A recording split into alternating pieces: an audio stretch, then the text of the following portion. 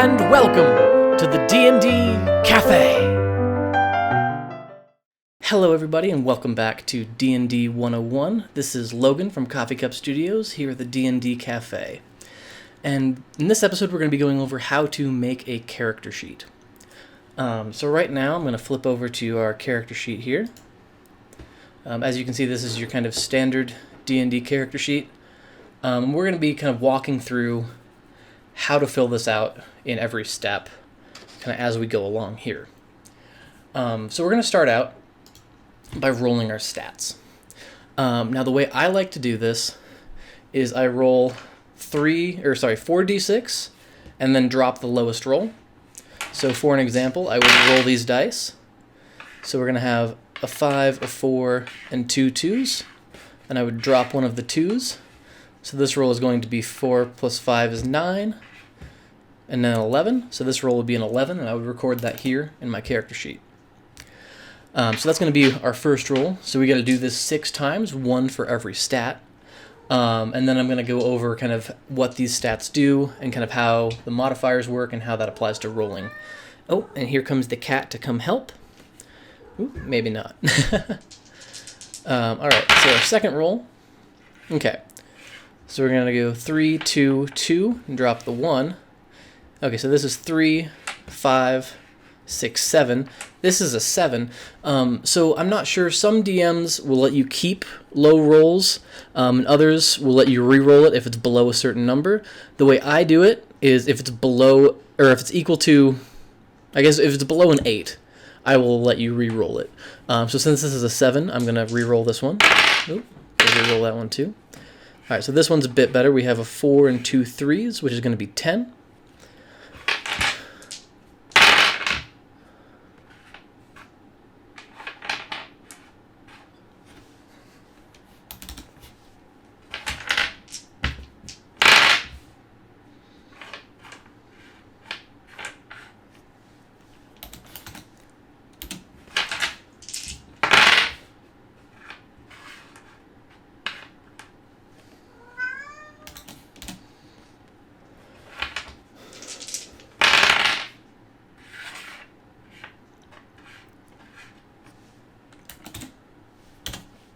Alright, so there are our rolls. Now I'm going to turn off the dice camera here.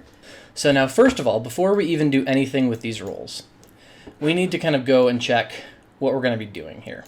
I'm going to skip around here real quick. So first of all, our character name. Duncan Bottlemore from the previous video with the backstory and all that.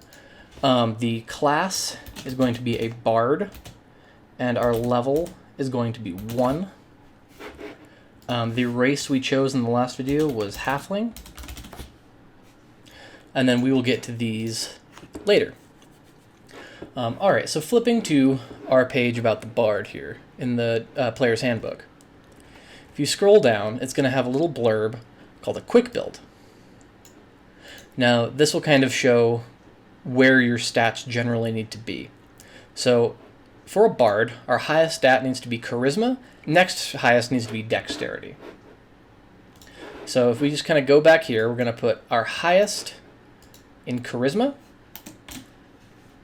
Now some people like to put the modifier, which we'll go over later, in the kind of big box and the base score down here. I like to do it the other way around, but it's kind of personal preference. Okay, so now we've got that 15 out of the way. Then our next highest stat is a 12, so we're going to throw that in dexterity. And then the next highest is that I like to do is Constitution. Constitution is kind of what determines your hit points, which we'll also go over later. And Constitution, especially for a spellcaster, usually your hit point pool is pretty low. So having a decent Constitution is a pretty good call. And then we're going to go into... Let's see. So now I'm saying we're not going to be very strong, so I'm going to put our lowest number in Strength.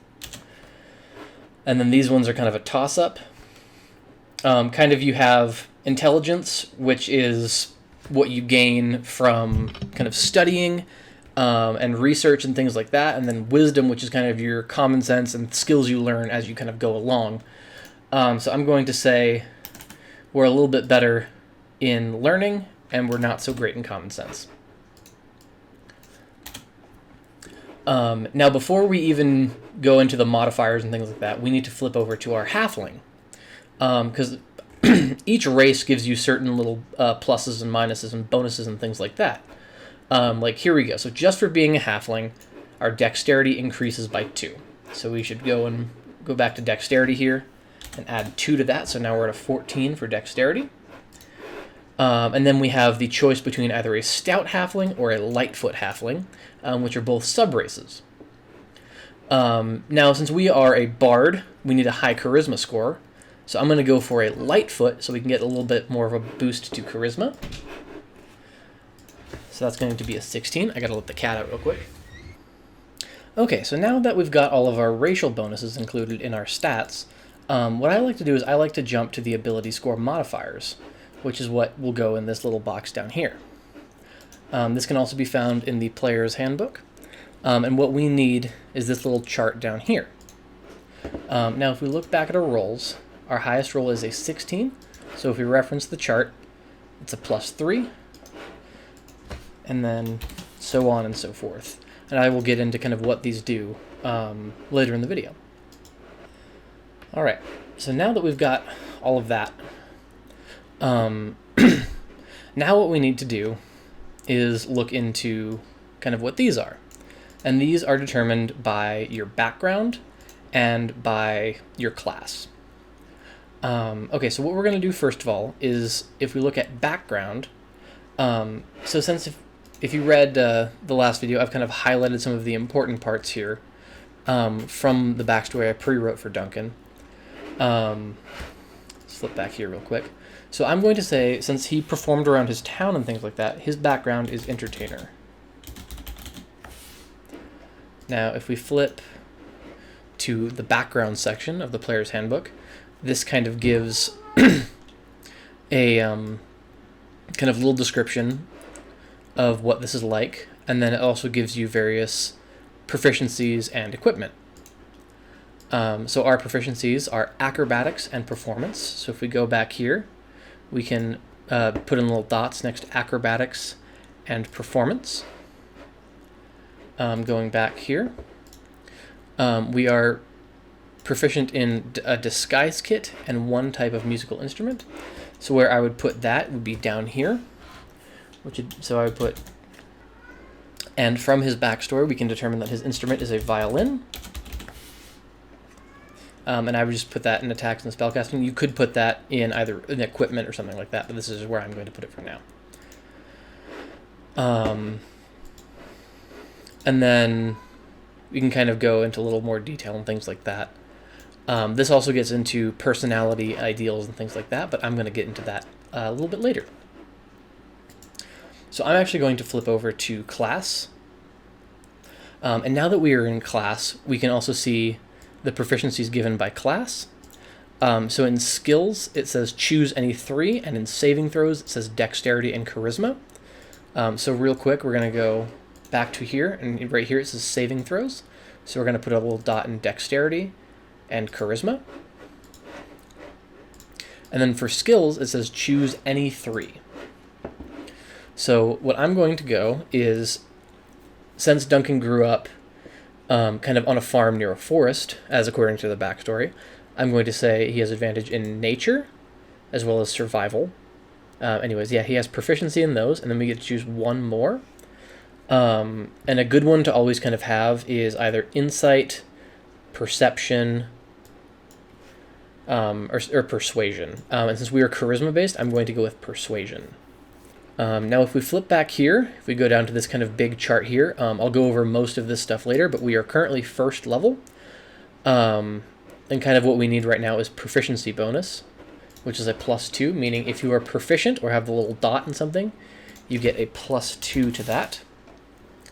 And now I'm just going to kind of go through, and what goes in these little slots is your modifier for that stat, and if you're proficient in it, you also add your proficiency bonus. So for example, I would have a +2 from dexterity, but I also have a +2 for my proficiency bonus, so I would have a +4 in dexterity saving throws, and I would have a +5 in charisma saving throws. Going through them all, I have a -1 in strength, have a +1 in con. Alright, now that we've got all that filled out, I'm going to go actually back to race, the halfling over here, and you'll notice that I kind of skipped over these things right here: lucky, brave, halfling nimbleness, and naturally stealthy. Now these are known as features, and these kind of give you slight buffs based on your race and things like that. So now where we would put these is we just kind of make a note of those over here. I'm not going to write them fully out, so I'm just going to make a reference to them. So we'd have, we are lucky, we are brave, we have halfling nimbleness, and then going over here we are also naturally stealthy. And I'm just going to kind of leave those here so I can reference them later if I need to. But you want to make a note of those so you know that those are available to you, that you can use them throughout the campaign. Now down here it says other proficiencies and languages. So I'm going to go over to languages. So based on us being a halfling, we would speak common as well as halfling. So I'm going to go and record that down here. And then based on our either background or our class, we might be able to get some more. So I'm going to actually flip over to background real quick. And it doesn't appear we get any sort of extra languages out of this, but that's okay. We get 15 gold, which I'll record for now. Down here, these stand for copper piece, silver piece, electrum, gold, and platinum. And we start with 15 gold, according to our background. And now if I switch back over to class, we'll see if we get any sort of things in languages, which I don't believe we do. All right. We can look at our proficiencies here. And we are proficient with light armor, so we need to make a note of that. And then we are proficient with simple weapons, hand crossbows, long swords, rapiers, and short swords.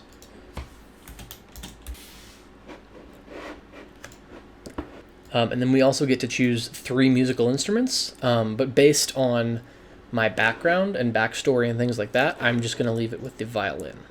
You can, depending on other backstory or things like that, take more, but I'm just, for simplicity's sake, I'm just going to leave it with the violin. And now we kind of go down here to equipment, and we get to choose what we start with. So we can either choose a rapier, a longsword, or any simple weapon. Yes, underneath armor here. Let's see here. So you can see all the kind of simple weapons labeled here. And then the various kind of other things, as well as the cost they would normally cost in the world, the type of damage, the weight, and various properties. The various properties, let's see if we can find those real quick. Yeah, the various properties kind of are special things that apply to those weapons. Like finesse, you can either use strength or dexterity. We have a pretty low strength, but a pretty high dex. So we would probably choose a finesse weapon like a rapier or a dagger. So actually going back here, let's reference this real quick. So I'm actually going to choose a rapier because I know that is a finesse weapon. And now for attack bonus, since we are proficient in rapiers, we get to add our proficiency bonus. And then since this is a dexterity-based weapon, we get to add our dexterity. So this is going to be a +4. And then the damage and type, if we go back here, if we scroll down to rapier, which we should be able to find right here, it is 1d8 piercing. So just make note of that, 1d8. And then we also add our dexterity modifier, so that's going to be +2. And then I'm just going to say P for piercing. The damage type is good for the DM to know especially, because certain monsters have resistances to various damage types and things like that, or certain ones can be harmed more by certain damage types. So it's good to kind of keep a note of just for personal reference. Going back here, we also get a Diplomat's Pack or an Entertainer's Pack. I'm going to go with an Entertainer's Pack because I believe that makes more sense.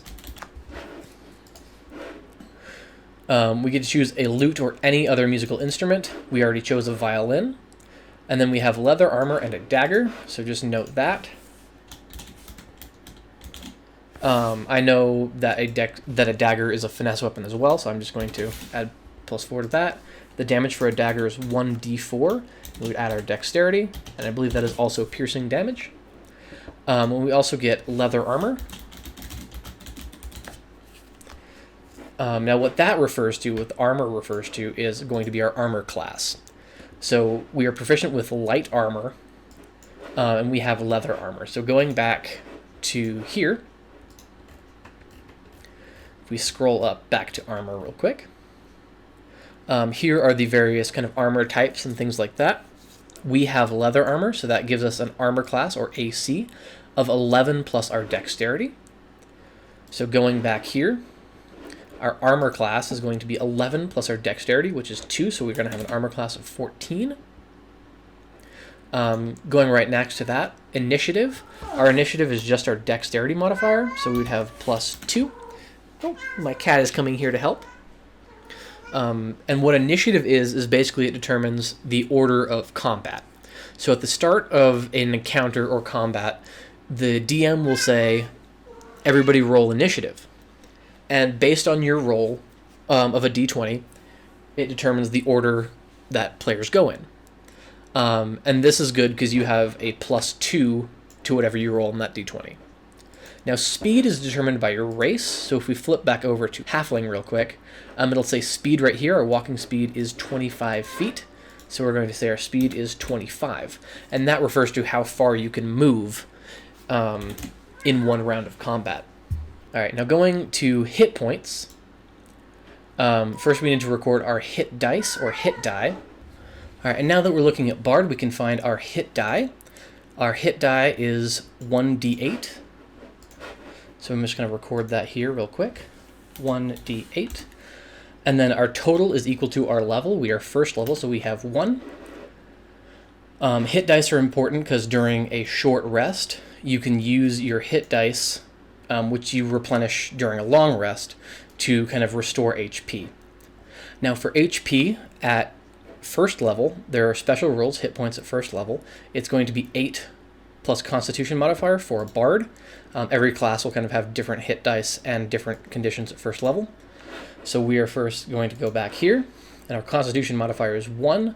So our total hit point maximum is 8 plus 1, which is 9. So we're going to record that real quick. Temporary hit points can be given through magical spells or potions or things like that. If you, say, I don't know, get hit with a weapon and you're down to 8, you take a point of damage, and then you drink a healing potion which restores 4 health. You cannot go above your maximum unless a spell specifically says, such as the false life spell or something like that. Now I'm going to jump down here real quick. Passive wisdom or passive perception is going to be 10 plus our perception modifier. If we look at perception right here, we have a +0, so our base is going to be a 10.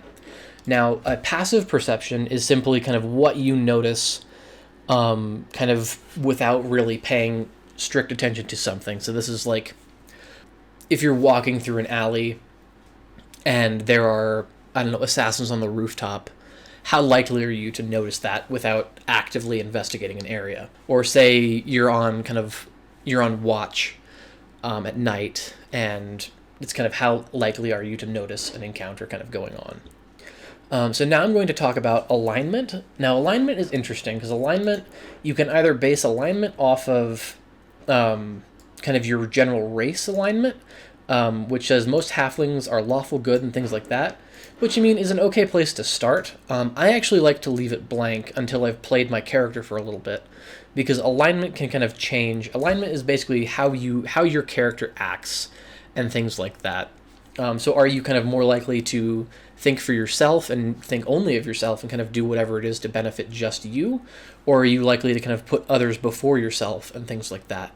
So I usually like to leave this blank until I've actually played my character a little bit. Now going over to experience points, we are first level. We haven't really done anything, so our experience points would simply be 0. I personally, as a DM, don't really use experience points. But experience points are usually granted to players after they defeat a monster, progress through an important plot point, solve a puzzle, things like that. Now going to personality traits, these are kind of things that you can either base off of your background, or you can base them kind of off of your backstory. There are always kind of some recommended ones. Kind of going down here, there are various recommended ones that you can kind of go, you can either roll for, you can kind of pick through, or you can just kind of base them off of your backstory.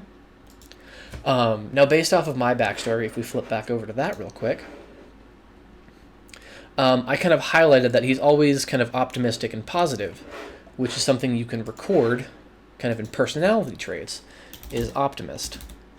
Going down to bonds, I kind of made a major point that he's kind of very drawn, or kind of very close to his mother and things like that, and kind of would kind of do anything to kind of protect her. So I'm going to say his bonds are kind of familial ties. Flaws, kind of if I flip back to the backstory here, I didn't really highlight anything for flaws, but it could be that kind of when something goes wrong, he kind of freezes. So he's not very responsive in kind of if action's happening kind of quickly, kind of so slow to react typically. But that could be anything, like your character has an alcohol problem or a gambling problem, things like that, because nobody is perfect or anything like that. So this is just kind of showing you how to kind of roleplay your character to kind of their traits and flaws. Now, ideals, kind of going back to the backstory and things like that, I would kind of go that he's kind of very work-oriented and will put a lot of kind of work into things. Flipping back over here, some of the recommended ideals are you like honesty or something like that. I'm going to say he's a fan of like hard work and labor. So he kind of values people who kind of put in hard work into things and things like that to kind of achieve their goals. Scrolling down to the next page now, this is kind of a little place for you to either draw like a little picture of your character, something like that. Allies and organizations, this is where you can write the names of your other party members. Right here it says name and symbol, so this is where you can write either if your party has a name or a symbol or something like that, or if you're part of a guild, this is where you can write that. I'm going to leave this blank for now because currently Duncan doesn't really have anything. Right now I'm going to just kind of write his name. Now age, you can kind of do whatever you want with. There are kind of general ages for races and things like that. So that halflings generally reach adulthood at 20. So I'm just going to say he's just kind of reaching adulthood. His eyes, I did mention in the backstory, were blue. His height, he is a halfling. Halfling's heights, size right here, average height is about 3 feet and weigh about 40 pounds. So I'm just going to kind of go with that for simplicity's sake. So the height is going to be 3 feet. His weight is going to be 30 pounds. And these things I never really went into detail here. I'm going to say he has white skin, and his hair, I'm going to say he has red hair. Now the important parts here. One of the more complex things. So spellcasting class, that's going to be Bard. Spellcasting ability, now if we go back to Bard over here, if we scroll down under kind of spellcasting right here, there's a little thing right there. This is a little kind of blurb about how it works. Right now, what we're going to be kind of paying attention to is this right here. So right here, spellcasting ability, it says charisma. So I'm going to abbreviate that CHA. Spell save DC shows you how to calculate that right here, which is 8 plus proficiency plus charisma. So if we scroll up real quick, so we're going to go 8 plus proficiency, which is 2, so 10 plus charisma, which is 3, so it's going to be 13. And then spell attack bonus. If you go down, whoops, I hit the wrong one here. If you go over to spell attack modifier, proficiency plus charisma, that's going to be different for every kind of spellcasting class. So this is going to be 5 based off of our proficiency bonus of 2 and our charisma modifier of plus 3. So now you get to choose kind of based off of this table here. It says spells known 4, first level 2, and cantrips 2. Okay, so cantrips are basically spells, small kind of minor spells that you can cast without expending any sort of energy. and they do not count towards your spells known. Spells known only accounts for kind of these over here, which are known as spell slots. So first of all, I'm going to choose 2 cantrips. So if I go over here, this is the Bard spell list. So our cantrips are kind of right here. And now to get descriptions, they are described in the book, but for simplicity's sake, I have a list of Bard spells pulled up over here on D&D Beyond's website. Now, halflings cannot see in the dark. There are various races that can see in the dark. Halflings cannot, so having some sort of light cantrip is very useful. So that way, if you're kind of get stuck in a dark spot and you can't really see, you can cast the light either on your hand or on an object, something like that.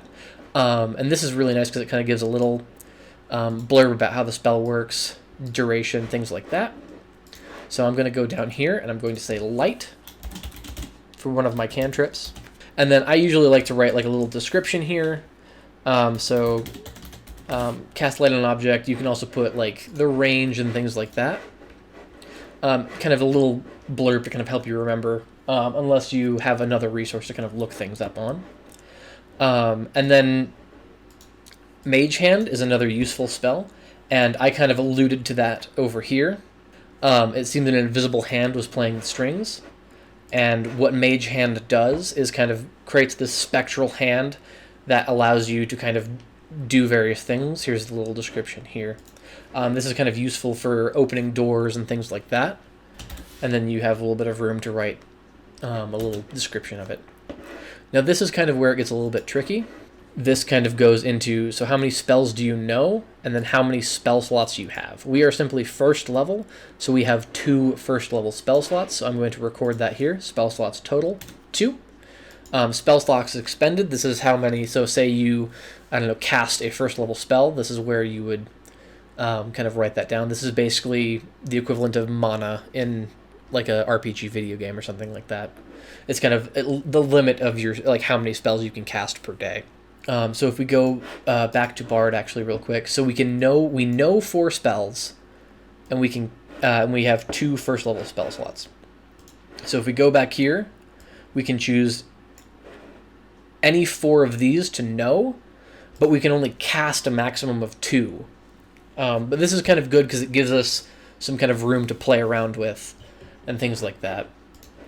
So if I go back down here, if I look for where the first level spells start, Vicious Mockery is a fun kind of bard spell because it also, most first level spells, when you reach a highness level, they can be cast, or the damage increases, and then you can also cast them at higher level when you kind of unlock those spell slots.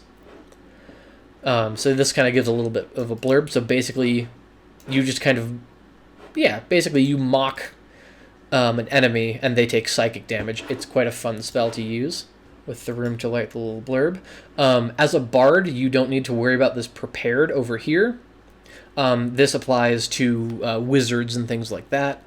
Various other classes will need to kind of worry about what these things are. As a bard, you do not. As if you are going to be playing a wizard or something like that, there is something in the player's handbook that kind of goes over what this means. But since I'm going over a bard, I am not going to kind of go into that right now.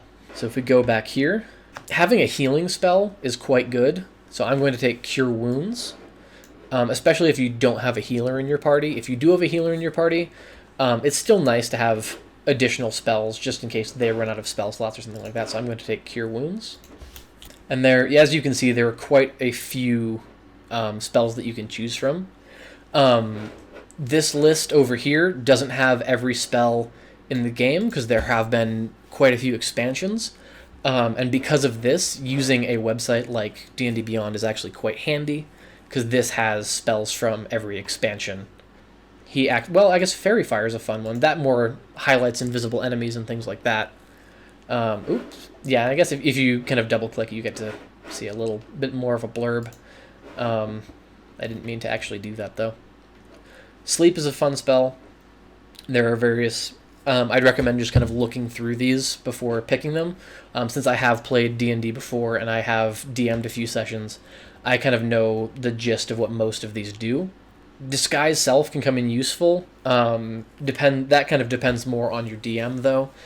And kind of the campaign you're in. If you're in more combat-heavy campaign, Disguise Self isn't as useful. But if your DM doesn't focus as much on combat, this can be a very useful spell. So anyways, yeah, I'm just going to fill in the last two here with kind of fun ones. All right, and now that we have that filled out, you can kind of see all the progress we've made here. And kind of we've covered everything you need to know to make a character sheet. So good luck and have fun in whatever campaigns you might be involved in. And I will see you guys in the next video.